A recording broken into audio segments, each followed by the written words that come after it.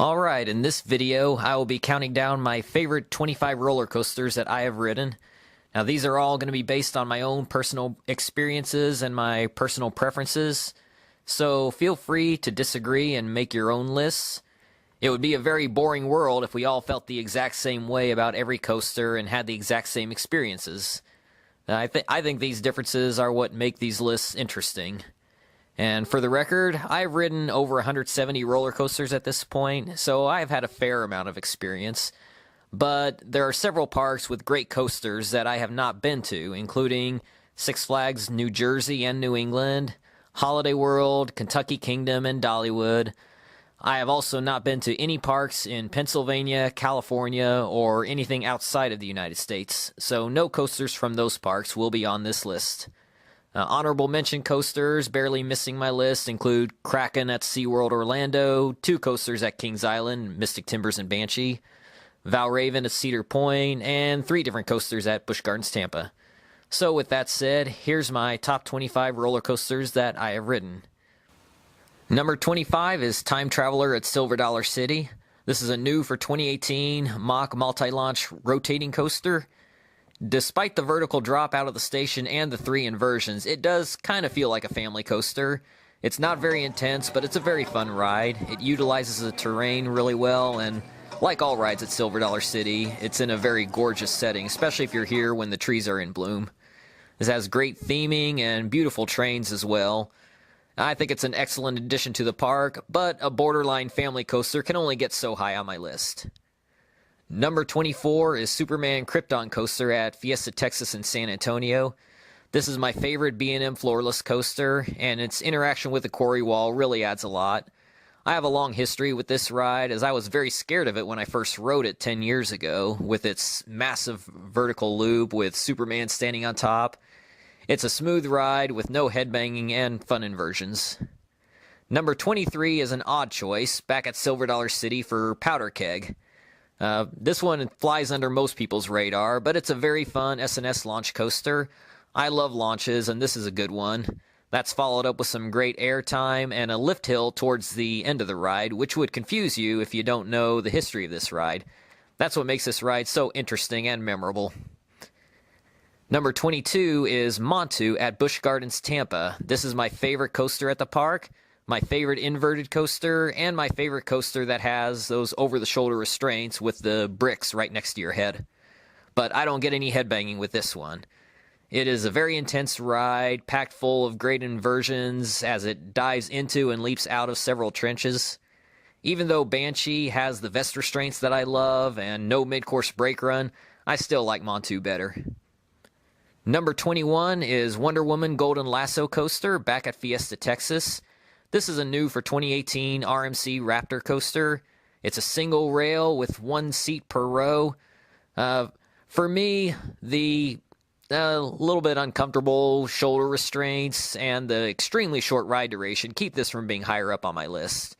It's about 24 seconds from drop to brakes, slightly shorter than Top Thrill Dragster actually is. However, what it does during its short ride earns a spot on my list, as it is very intense and aggressive, with some really strong airtime and fun inversions.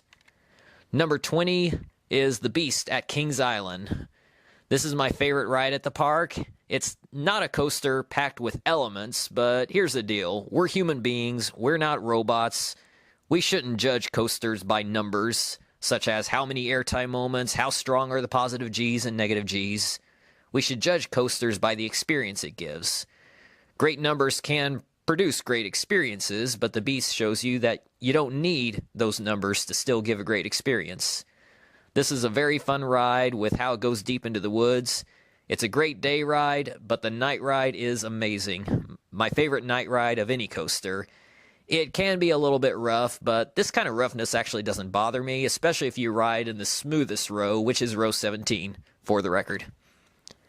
Number 19 is Twisted Cyclone at Six Flags Over Georgia, the new for 2018 RMC Hybrid.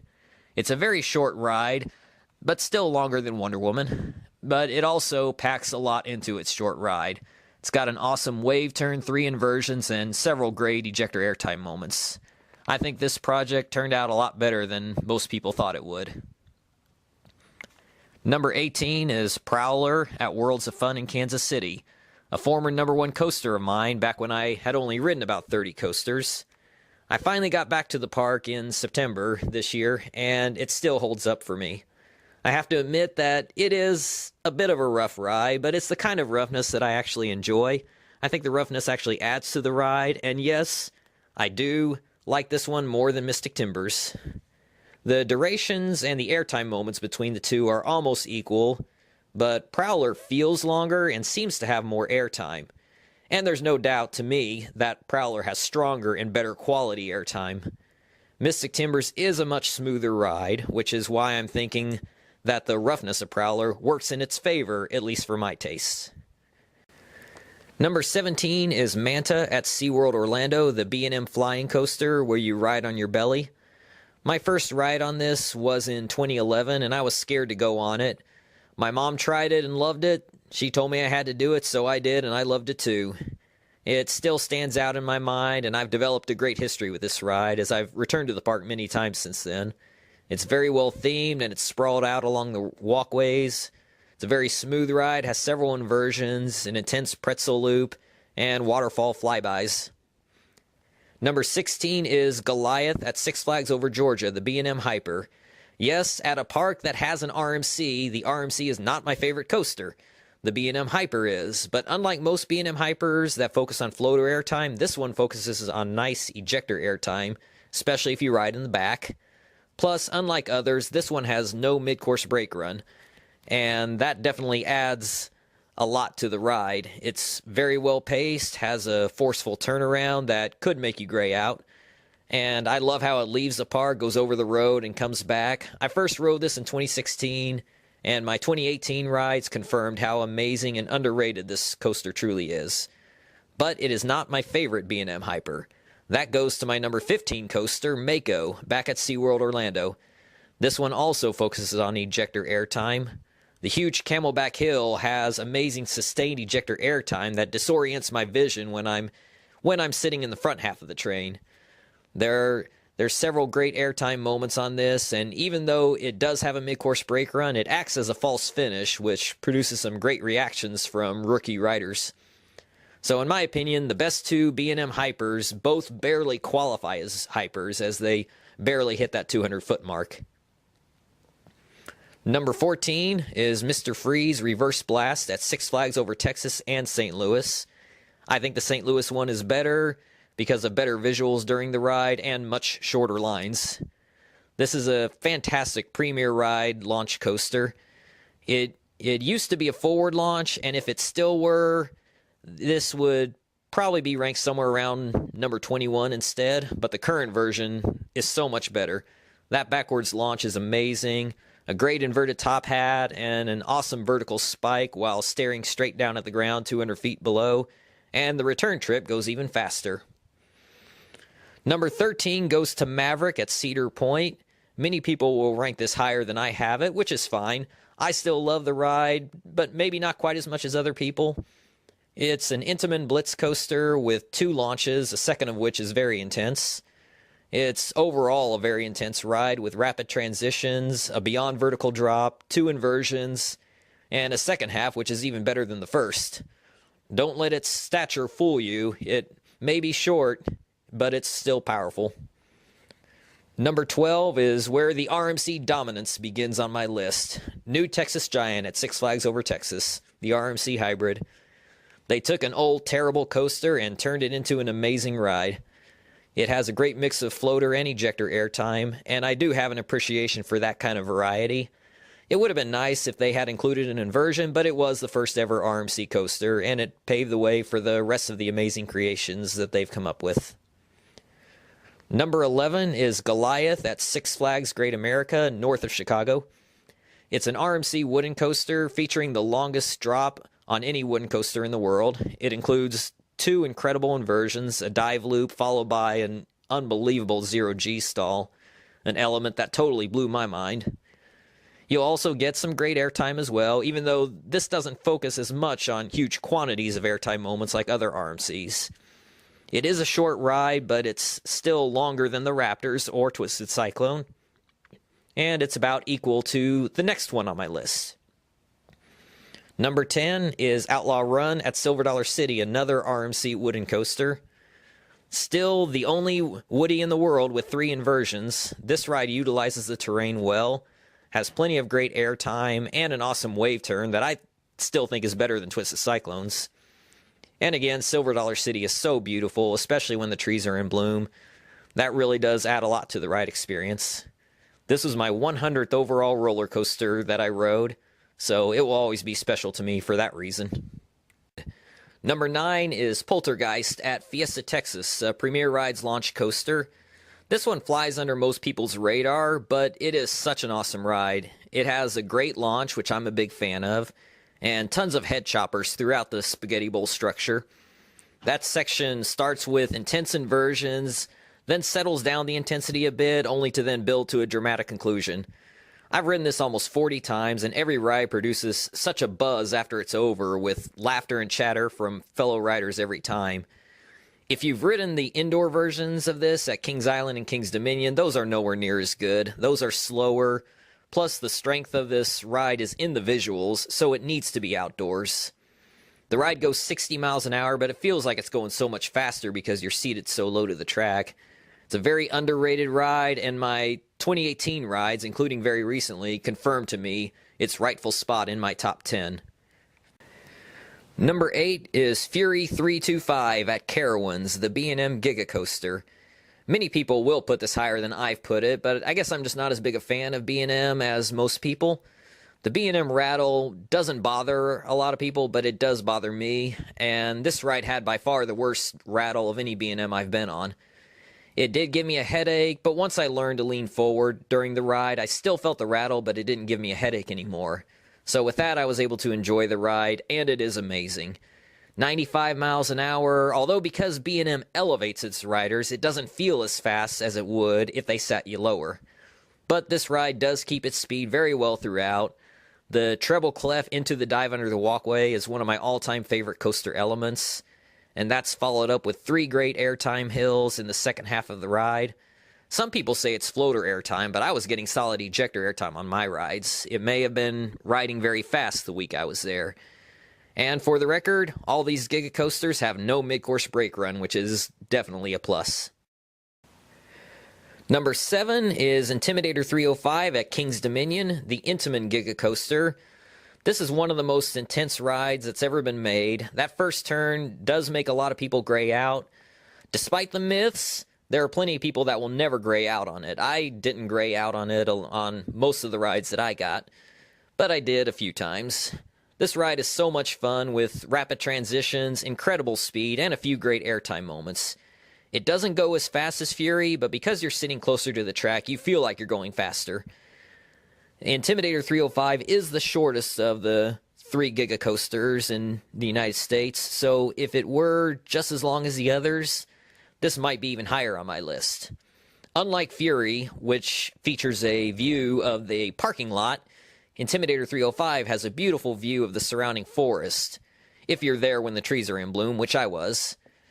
Many things make me like this coaster far more than Fury. Some people think Intimidator 305 is too intense and not very rewritable, but I found it very rewritable. I rode it 24 times in one day, 14 of those night rides, and the night ride on this is outstanding. I could have ridden this 100 times in a day, except there was another ride at the park that I liked even more. We'll get to that later. But number 6 on my list goes to Gatekeeper at Cedar Point, the B&M Wing Coaster, my overall favorite B&M. Yes, I like this more than Fury, and by quite a lot, actually. You will either absolutely adore this coaster, or you will find it boring. When I first rode it in 2014, I had never heard of or seen anything like this. No track above you, no track below you. It blew my mind, and it gave me such a great, smooth ride. Returning to this park this year, I ended up liking this ride even more. That Immelman makes me slightly gray out almost every ride. So yes, I gray out more frequently on Gatekeeper than I do on Intimidator 305 for some reason. But the non-stop inversions on this leave me feeling disoriented every time, and those near-miss elements are so amazing.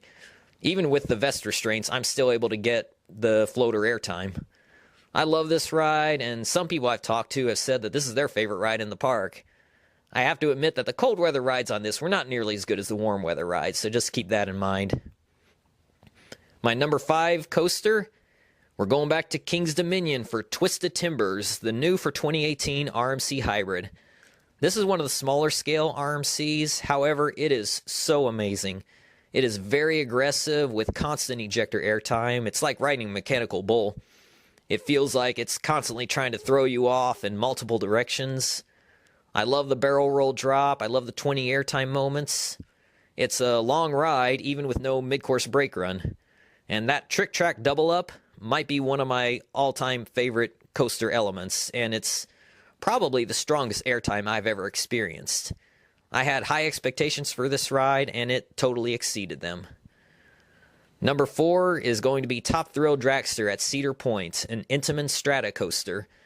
This ride totally blew me away. It was never open when I visited the park in 2014, so when I came back in July this year, this ride was my top priority. I did front row for my first ride, and it was the most exhilarating ride experience I could have imagined. About 15 rides in now, I still get nervous every time going into it. This ride is so simple: a 120 mile an hour launch, straight up over 400 feet, spiraling vertical drop of 400 feet. That's it. But it does those things so well that it's enough to land my number 4 spot. If it did more than that, it would probably be my number 1. Number 3, we're staying at Cedar Point for Millennium Force, an Intamin Giga Coaster. It's a very overhyped ride, but despite that, it still far exceeded my expectations on my first rides back in 2014. It became my new number 1 at the time, and this year's summer rides were even better. I got over 30 rides, including a lot of awesome night rides. It was riding so fast that it was giving ejector airtime, and the views are so amazing while going up the lift hill. Some people might gray out on its first turn as well. That's only happened to me a couple of times, and only slightly, but it is a fun experience and an iconic ride. Full disclosure though, once again, the cold weather rides in October that I got weren't nearly as good as the warm weather rides. Number 2 on my list will be Iron Rattler, the RMC Hybrid at Fiesta, Texas. This ride left me in awe, and it has had a bigger impact on me than any other coaster I've ever been on, and that is unlikely to ever change. I rode the old horrible Rattler, and when I returned to the park in 2016, I didn't know that it was any different. Saving it for the end of the day, expecting a painful ride. I was so amazed at how smooth it was, and when we went upside down, I knew then that this ride had been dramatically changed. Back row, right seat is the best seat on this ride, and the night rides on this are phenomenal. The interaction with the quarry wall adds so much. The slanted drop is my all-time favorite drop. The 0G roll might be my all-time favorite inversion. That dive off of and into the quarry wall is outstanding. Those are 3 of my all-time favorite elements. I even love the section that's on top of the quarry wall. The ride has a mix of floater, ejector, and sideways airtime. I didn't think anything could ever top this, but one did, and many of you probably know what it is. My new number 1 as of this year is indeed Steel Vengeance at Cedar Point, the new for 2018 RMC Hybrid. There's so much hype around this, and it exceeded my expectations. Endless airtime moments that are relentless and aggressive. That makes for a very intense and awe-inspiring ride. There's so much ejector airtime, but also some floater and sideways as well. The huge overbank turn near the beginning is some seriously amazing sustained ejector airtime. And if you can get a cold weather ride with the mid-course brakes turned off, this ride is even better. The second half then runs noticeably faster with even stronger airtime. That twisted dive into the structure is incredible. And all the time spent inside the structure sets this ride apart from all others. And really, there's nothing else that even comes close to Steel Vengeance. It's definitely the best coaster I have ever ridden by far. So, that's my list. Again, it's just my personal opinion. Feel free to post your favorites in the comments below, and thank you for watching.